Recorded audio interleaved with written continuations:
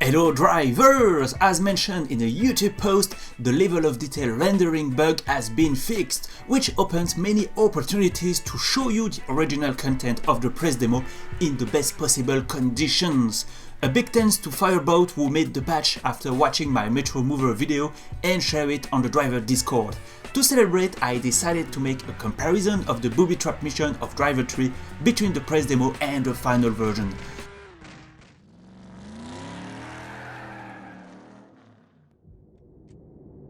The first difference is instantly found in the mission's name.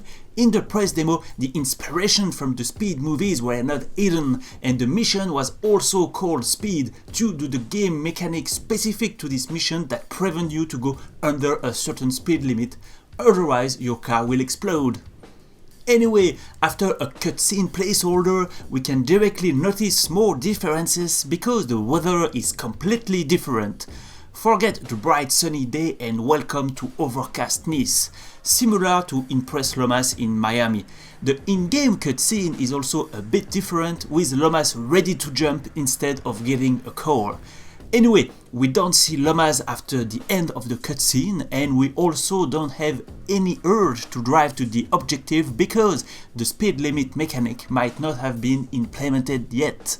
First thing first, we are going to use the debug options to remove the brightness put on Tanner, and we just have to put this value to 0 in order to remove the shine.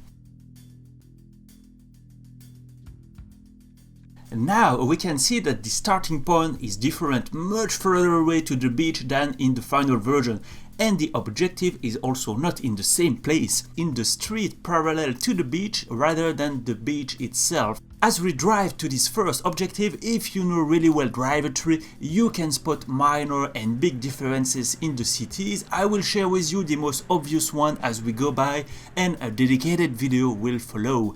First up is this house that has a bigger garden than in the final version, but simply because for some reasons the final version adds wall to hide the dirt part and making this place smaller than what it really is, as you can see with the film director.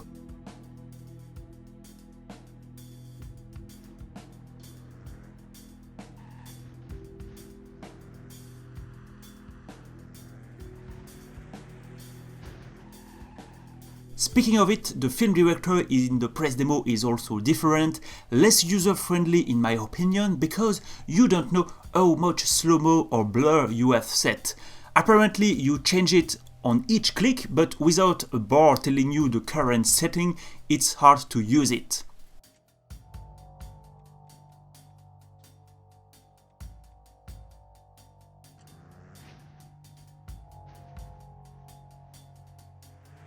Nice was the city suffering the most from the level of detail rendering display bug because many places were simply unplayable and we were forced to use debug options to reduce the amount of objects displayed by the game.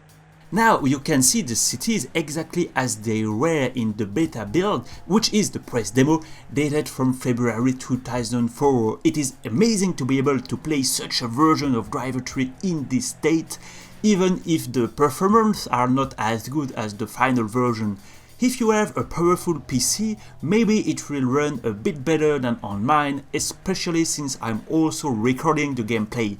You can also improve the anti-aliasing if your specs can handle it. I'm only ×2 for example.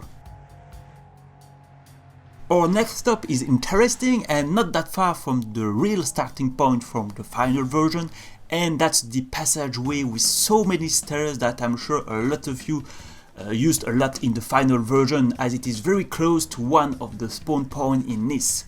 Anyway, what's weird is that in the press demo the passage is closed by a fence with a stop sign, and I have no explanation for that.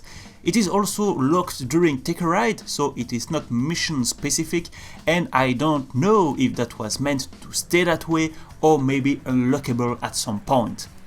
Let's skip a bit to check another missing part in the fun department.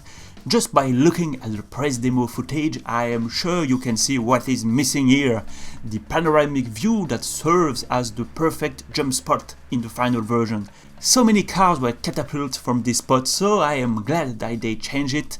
instead of keeping the blend corner rule in the beta version. Looking at the cliff side with a boat, we can first notice that both were not completed at this stage, but also that the boat dock and the cliff stairs are also missing.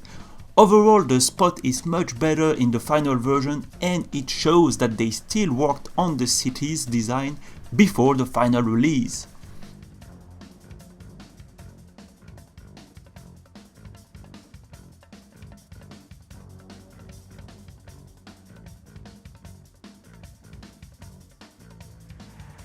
In this area, we have trees that are up front in the final version, but right after it we have the opposite situation.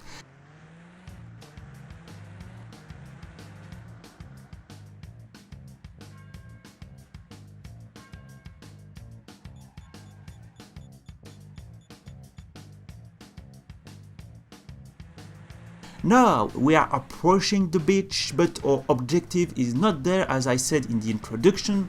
In fact, we are close to the end of the playable mission, because triggering the next objective will freeze the game. I think because the next submission file was not implemented yet, so the game crashes when it tries to launch it.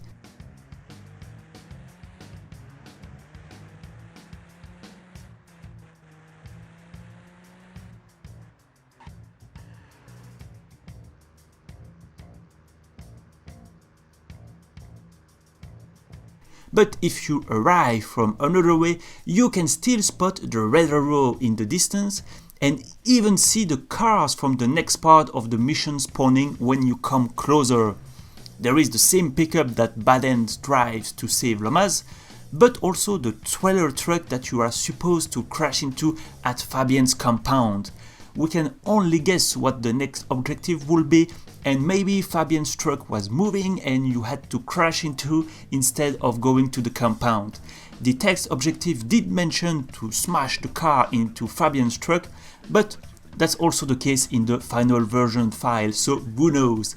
If you come too close to the objective, the game will freeze no matter what. The final version is better in my opinion, just by the fact that the Lomas jumping part takes place on the beach rather than in the streets, which make the mission more original and thrilling.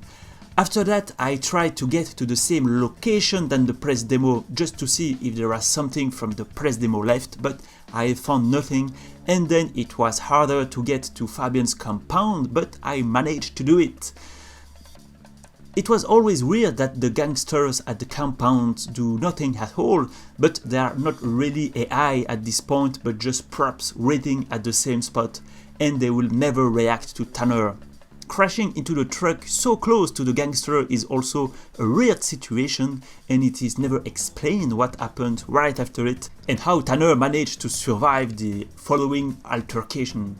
It could be that the mission was finalized at the very end of the production, with that second objective being rushed and lacking polish to make it more believable, which is partly confirmed by the fact that the mission was not complete for the press demo.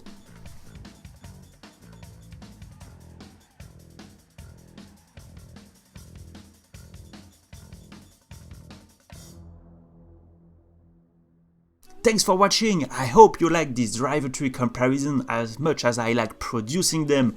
You can support my work by joining the Redriver Club, just like Fox with a C who joined the club yesterday. Thanks to my Red Weavers, driverdimension.com, French Contact, Neurosyn, Staycon on YouTube, Paul Lanois, Mut, David Autosport and Denis Frontier. You can join the Redriver Club by clicking on the link in the description. In any case, see you soon, drivers!